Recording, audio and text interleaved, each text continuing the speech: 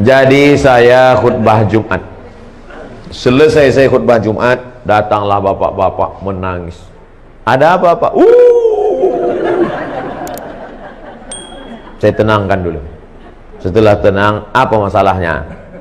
Istri saya berselingkuh sama kepala dinas.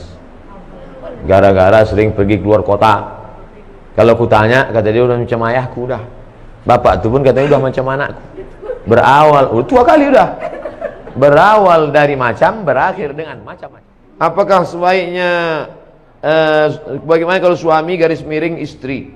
Suami atau istri selingkuh, apakah sebaiknya suami istri itu minta cerai atau gimana Pak Ustaz?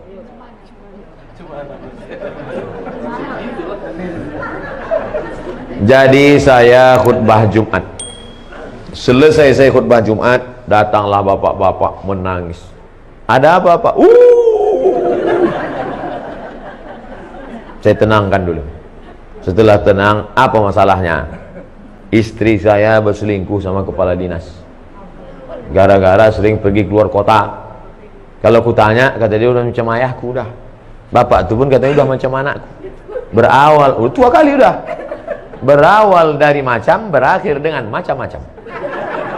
Nah itulah, ini pelajaran jangan sampai menganggap udah macam ayahku, udah macam abangku, udah macam adikku ya. Banyak orang ini menganggap masalah sholat, aku ikut Allah. Masalah puasa, aku ikut Allah. Tapi masalah pergaulan ini, aku lebih tahu daripada Allah. Ya. Ini studi kasus. Saya tidak menjawab ada di dalam kitab. Tidak. True story, kisah nyata. Pak Ustadz, ini udah berselingkuh 2 tahun. Terus gimana? Dia sudah tobat. Saya katakan, kalau hitam katakan hitam, kalau putih katakan putih. Kalau padi katakan padi, jangan sampai tetampi-tampi. Kalau jadi katakan jadi, jangan sampai tenanti-nanti. Kenapa ke situ pula begini? Kalau kau sanggup terima dia, terima. Tapi kalau tak sanggup, lepaskan baik-baik. Istikharah dulu, kasih waktu sebulan, 2 bulan, 3 bulan. Gimana sanggup? Insya Allah sanggup Pak Ustaz. Serius sanggup? Sanggup Pak Ustaz. Oke lah, jagalah. Sebulan sesudah itu datang lagi. Tak sanggup saya Pak Ustaz. Asal saya dekat, terbayang saya wajah selingkuhan. Membara rasanya dalam. Tapi kemarin kau bilang sanggup. Pelintat-pelintut ini. Tak betul, cakapnya tak bisa dipegang. Binatang itu yang dipegang talinya. Kalau orang yang dipegang cakapnya. Kalau orang tak bisa dipegang cakapnya, ikatnya pakai tali. Disitulah baru saya tahu bahwa tidak ada laki-laki yang bisa menerima woman use it yang sudah dipakai orang lain. Terbayangnya muka laki-laki, tak bisa dia terima. Oleh sebab itu ujung-ujungnya dilepaskannya juga. Maka jangan pernah terjerumus dalam jaga diri baik-baik. Karena tak ada laki-laki yang bisa. Kalau ada laki-laki yang bisa menerima, mungkin ada, tapi saya belum jumpa lagi. Mungkin ada yang bisa. Kau terima dia? Saya terima Pak Ustaz. Kenapa kau terima? Karena saya lebih banyak pula dari itu lagi. Bisa jadi. Nah, oleh sebab itu. Nah, oke lah, kita husnuzan, mudah-mudahan bisa diterima. Amin. Tapi kalau bisa kau terima, jangan kau ungkit-ungkit, jangan kau ungkap-ungkap, tutup. Mestinya kau tak perlu buka buku diariku, hanya akan menambah lukamu. Lagu Krisdayanti. Nanti kalau mau upload tolong tutup itu. Oleh sebab itu maka kalau terima dengan baik. Tapi kalau tak terima, lepaskan dengan baik, sampaikan ke hakim. Hakim akan menjatuhkan talak. Hakim akan menjatuhkan talak. Tak bisa talak di rumah, hakim nanti akan menjatuhkan. Laki-laki menjatuhkan, tapi resminya menurut hukum, maka hakim.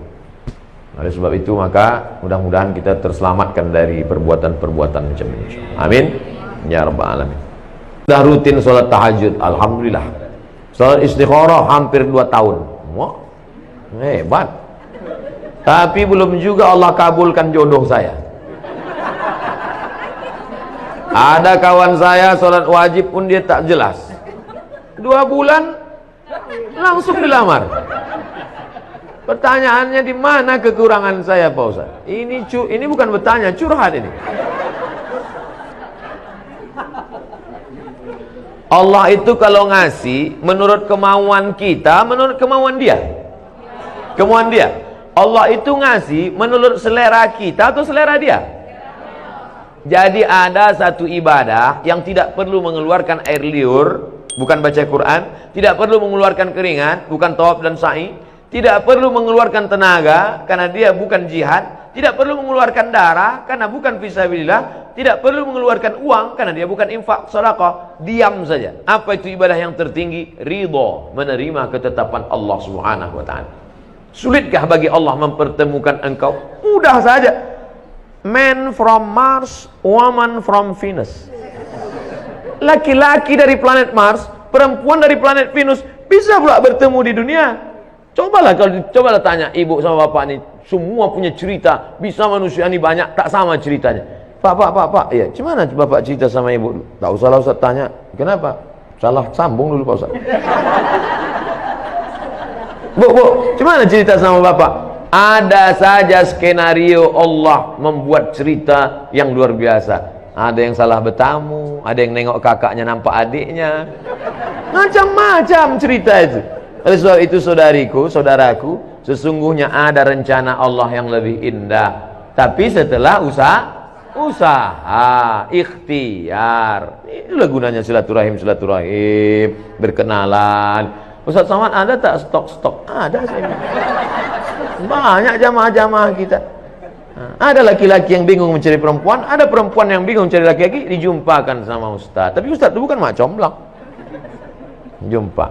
Ustaz, kenalkan saya sama anak Pak Haji anu itu Pak Ustaz. Bisa? Datang kau nanti ke rumahnya ya? Iya. Tapi perempuan itu tak tahu. Karena kalau perempuan itu tahu dia mau ditengok, tebal bedaknya tak sama macam kemarin. Nanti disuruh bapak tulang bawa air. Anak, bawakan dulu air teh manis tamu kita. Keluar dia dari kamar kan.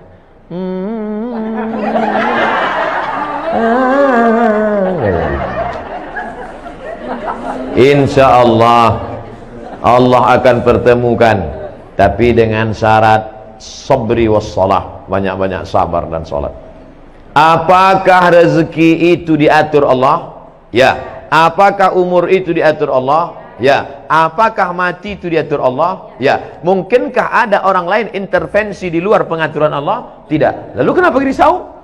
Itu bukan pertanyaan saya, itu pertanyaan Ibrahim bin Adham tentang orang yang ragu, risau. Ditanya Ibrahim bin Adham, apakah rezeki diatur Allah? Betul. Apakah umur diatur Allah? Iya. Apakah pertemuan diatur Allah? Iya. Adakah intervensi di luar selain kuasa Allah? Tak ada. Kenapa engkau risau? Iya juga ya. Apakah salat yang ditinggalkan saat haid mesti diqadha? Hadisnya riwayat Aisyah. Kunna nu'maru biqadha'is shaum wa lam nu'mar biqadha'is shalah. Kami disuruh mengganti puasa tapi tak disuruh mengganti salat. Kunna di situ kami. Kami yang ngomong Aisyah. Kalau Aisyah ngomong kami, laki-laki apa perempuan? Kami perempuan disuruh mengqadha puasa. Adapun sholat yang tinggal ketika dalam masa menstruasi tidak diqadha, tak diganti. Saya selalu bangun sholat tahajud tapi seringkali tertidur di tengah sholat sehingga lupa rakaat ataupun bacaan. Tapi saya selalu berusaha untuk bangun Pak Ustaz. Apakah sholat saya diterima Allah Subhanahu wa taala? Orang yang wajib sholat itu baligh berakal. Ada yang baligh tapi tak berakal, maka ini termasuk tak berakal. Karena akalnya hilang. Orang yang akal hilang itu tiga. Anin naim hatta yastayqiz, orang tidur sampai bangun. Anis sabi hatta yahtalim, anak kecil sampai akil baligh. Anil majnun hatta yafiq, orang gila sampai sembuh. Jadi waktu mau cuci muka wudhu itu, cuci bersih-bersih, gosok-gosok kepala ini, ayatnya jangan terlalu panjang. Udah tahu ngantuk berat, dibaca pula Yasin.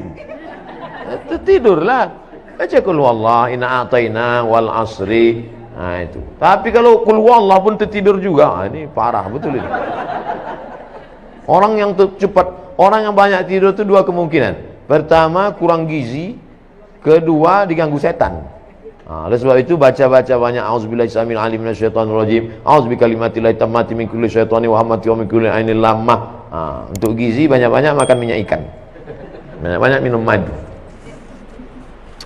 Saya seorang bapak yang meninggal lebih dulu, maka istri menerima 1/8 hak istri sebagai istri almarhum. Harta bapak 1 miliar. Bapak meninggal lebih dulu. Meninggal bapak, maka ibu mendapat 125 juta, 1/8. 875 dibagi kepada anak-anak yang lain ahli waris. Anak laki-laki 2 kali bagian anak perempuan. Setelah itu anak lelaki almarhum meninggal. Apakah ibu dari anak laki-laki tersebut tetap mendapat 1/8? Tetap dapat 1/8, karena makna walakum nisfu ma taraka azwajukum illam yakul lahunna walad. Kamu dapat 1/8, walakum nisfu, kamu dapat setengah kalau istrimu tak ada anak. Fa in kana lahunna waladun, kalau dia melahirkan anak, falakumur rubu', kamu dapat 1/4. Walakumur rubu' illam yakul lahunna illam yakul lakum walad, kamu dapat 1/4 kalau tak ada anak. In kana lakum waladun, kalau ada anak, falahunna sumunu, kamu dapat 1/8. Maka tetap dapat 1/8. Sedangkan sebelumnya ibu sudah mendapatkan hak waris sebesar 1/8 dari almarhum suami. Setelah itu anak lelaki almarhum meninggal. Apakah ibu itu dapat harta warisan dari anaknya yang mati itu? Dapat 1/6. Fali ummihi sudus. Fa in kana lahu ikhwatun fali ummihi sulus. Tapi kalau anak ini ada punya saudara, ibu dapat 1/3. Nah, ini tentang pembagian ibu kalau anaknya meninggal. Ibu kalau anak ibu meninggal dunia, ibu dapat 1/6. Istri dia, menantu ibu, dapat pula dari anak laki-laki ibu tadi. Nah, jadi dapat. Oh kok gitu dapat 2 kali dia Pak Ustaz? Itu makanya umur panjang. Asal mati orang dapat. Kalau ada hubungan waris. Mudah-mudahan kita panjang umur. Wah, banyak yang mau dapat lah. Ada kisah Imam Syafi'i menginap di rumah Imam Abdullah bin Hambal, dan putrinya melihat Imam Syafi'i tak sholat tahajud. Dijawab Imam Syafi'i karena memikirkan 7 masalah umat. Dalam kajian lain Ihya Ulumuddin ini nama kitab, nama penulisnya Imam Abu Hamid Al-Ghazali, meninggalnya 505 Hijrah. Kitab yang paling bagus tentang psikologi Islam, tentang masalah hasad, masalah dengki, masalah busuk hati. Ini kitab Ihya Ulumuddin, bagus. Bahwa ibadah yang bersifat fardu ain lebih diutamakan dibanding fardu kifayah. Bagaimana pendapat Ustadz tentang hal tersebut? Ada kontradiktif antara perbuatan Imam Syafi'i dengan ucapan Imam Syafi'i. Katanya ibadah yang fardu ain lebih utama dibanding fardu kifayah. Sedangkan dalam riwayat kehidupannya, dia tidak sholat tahajud karena memikirkan 7 masalah umat. Memikirkan masalah umat itu kan fardu kifayah. Sedangkan sholat tahajud sunat, bukan fardu ain. Tahajud bukan fardu ain, kecuali ditinggalkannya sholat wajib. Kok kenapa tak sholat wajib? Aku memikirkan umat nih sekarang. Nah, itu tak betul. Dan tidak pula tiap malam. Imam Syafi'i bukan tiap malam dia tak tahajud. Jadi ceritanya Imam Syafi'i bertamu ke rumah Imam Ahmad bin Hambal. Paginya ditanya sama anaknya, ya itu siapa ya? Kok aneh kawan ayah itu? Kenapa? Ada 3 aku lihat. Yang pertama, kuat kali makan dia, habis makanan. Yang kedua, dia tadi sholat subuh tidak wudhu. Yang ketiga, dia tak tahajud. Kata Imam Ahmad bin Hambal, itu Imam Syafi'i, guru saya. Imam Ahmad bin Hambal itu murid Imam Syafi'i ketika sedang berada di Baghdad, Irak. Imam Syafi'i meninggal 204, Imam Hambali meninggal 241. Ingat, ada 2 angka yang mirip, 204, 241. Kenapa dia sholat subuhnya tidak wudhu? Karena wudhu isyanya tak batal. Kenapa dia tak tahajud malam itu? Karena tahajud amal pribadi. Sedangkan ada amal mengalir setelah mati, yaitu amal jariah nulis buku. Tahajud kalau kita buat untuk kita sendiri, mati kita putus. Tapi kalau nulis buku, tapi jangan tiap malam nulis tak tahajud, sekali-sekali. Yang ketiga, kenapa makannya banyak? Karena makanan orang beriman itu obat. Nah, bapak ibu kalau banyak tadi makan, mana tahu ditanya, kok banyak kali makan? ini obat. Cuman kadang orang yang tiga cerita ini yang satu tu aja ingat dia, yang dua tu tak ingat. Makanan orang beriman tu la ya'kulu ta'amaka illa taqiyun. Tidak ada yang memakan makananmu kecuali orang yang bertakwa. Yang menyiapkannya takwa, yang memakannya pun orang takwa. Semua yang saya makan di rumah ini, yang kita makan di rumah ini jadi amal soleh. Kenapa? Karena orang beriman itu makan liyuqima sulbahu, untuk menegakkan tulang belakang. Asal udah tegak tulang belakang, stop. Jadi kalau bapak ibu nampak nanti saya makan ini, mau ambil ini, usah kau banyak kali makan. Aku kalau tidak begini tak tegak tulang belakang.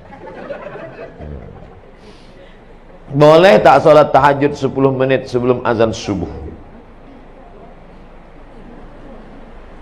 Waktu tahajud dari sejak isya sampai azan subuh.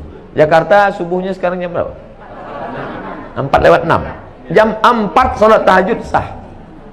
Tapi jangan tiap malam. Sekali. Jam 4 udah berbunyi, udah suara mengaji di masjid, boleh. Yang penting belum masuk waktu subuh. Saya tidak mengatakan azan. Belum masuk waktu subuh. Karena banyak juga sekarang muazin azannya sudah masuk beberapa saat, dia pun ketiduran juga. Boleh tak witir 1 rakaat Pak Ustaz? Sesikit-sikit witir 1 rakaat. 3, 5, 7, 9, 11. Habis. 11 paling banyak. Jadi kalau ada orang sholat witir 1 rakaat, sah. Tapi masa iya mau masuk surga 1 rakaat? Pas tengok malaikat, berapa witir kau? 1, mak, sedikit kali kata malaikat. Pede kali kau masuk ke sini 1.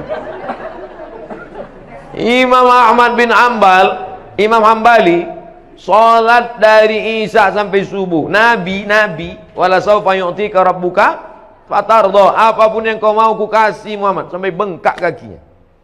1 rakaat mau masuk surga. Kau masuk surga? Ya Allah, di kaki 5-nya pun tak apa-apa lah. Mudah-mudahan kita masuk surga Jannatul Firdaus. Idza sa'altumullah, kalau kau minta kepada Allah, fas'aluhul firdaus, mintalah surga Jannatul Firdaus. Bagaimana hukumnya kalau suami berselingkuh? Apakah sebaiknya bagaimana kalau suami garis miring istri? Suami atau istri berselingkuh, apakah sebaiknya suami istri itu minta cerai atau gimana Pak Ustaz?